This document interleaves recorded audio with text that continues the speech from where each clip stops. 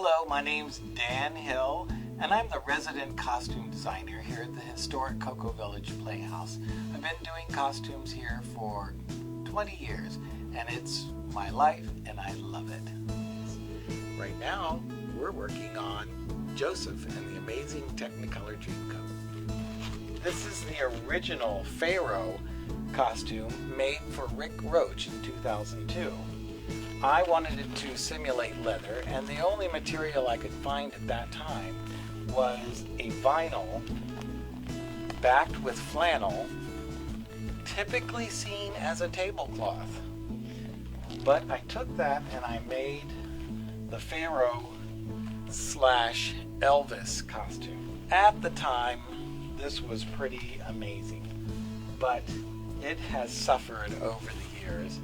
And there are some things that you just can't fix.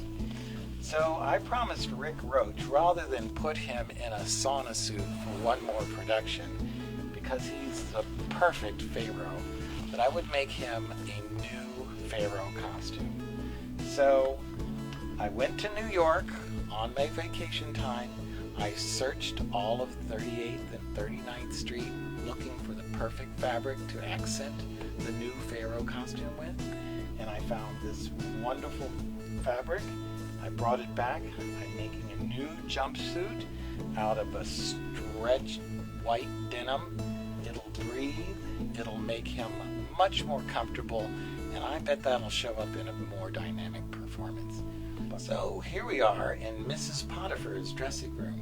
Mrs. Potiphar is one of my favorite characters in this role. Originally played in the movie by Joan Collins, you know it's going to be a spicy part. This is a dress that's making a return engagement into our production of Joseph. It's a nice stretch velvet, beautifully decorated, and it reflects the theme of Potiphar with its diamonds shapes. To meet the design elements of pyramids that occur in the song, I had some handwork done. Anytime choreography needs a good tap dancer, Martha Seymour's who we call. Anytime I need some beadwork done, Martha Seymour's who I call. Martha Seymour hand sewed the beadwork on Mrs. Potiphar's hat, which has a bit of a 20s flair and a bit of an Egyptian flair. It took her about 2 weeks to bead the hat and the collar.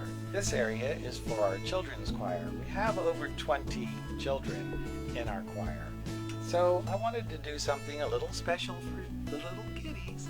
So I had embroidered on their uniforms a little desert motif, just to make them feel like they're a part of the production in a special way. I am fortunate to have a variety of artisans who do amazing things for me, like Mrs. Potiphar's hat. These are Egyptian wigs that were hand-strung on braided hair. They are actually made out of straws from Wendy's and beads and little twist ties from pipe cleaners. And hours and hours of work later by a dedicated performer, and you have a beautiful golden Egyptian wig. This is our Camel Pen. We have to keep the camels here suspended in air to keep them out of the way because of the crowded backstage. Limited backstage space and camels up and out of the way. So when it's time for the camels to appear on stage, the actor comes back here, pushes a quick little release lever, lets the camel down, and there you go. Theater costumes are very different from off-the-rack costumes or things that you would wear in your normal life.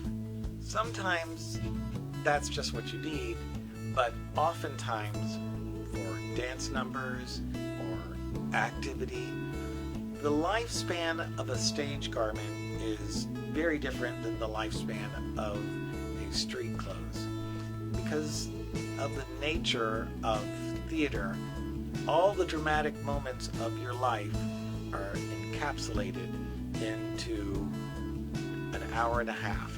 So you really need to make sure that the seams are sturdy, the edges are serged, that it's sewn properly. You have to accommodate mic pegs. You have to accommodate knee slides.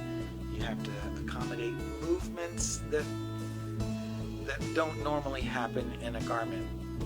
I always make things so that they are easily adjusted for size. I take things in, I let them out.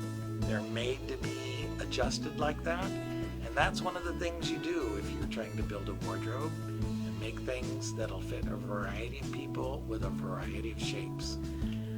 I hope you've enjoyed our little tour through the costume department of the Cocoa Village Playhouse.